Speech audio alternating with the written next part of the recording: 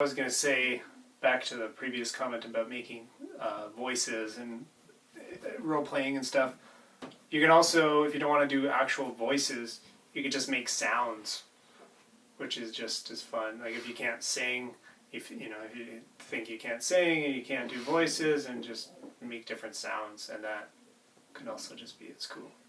Yeah. I think when I was running back from the water jugs and sink and stuff, I was like, which is a kind of role playing for spoilers. Maybe I don't know if it'll show up in the story, but things from our tabletopping and just the tabletopping or just any kind of role playing fun thing is a great way to start to have to make voices. And I think it'd even be fun is at the beginning of our second session, because I didn't describe many characters in the first session.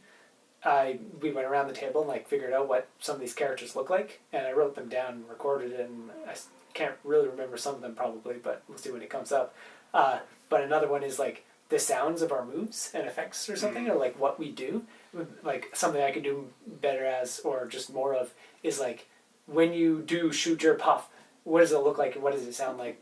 What does it smell like? Yeah.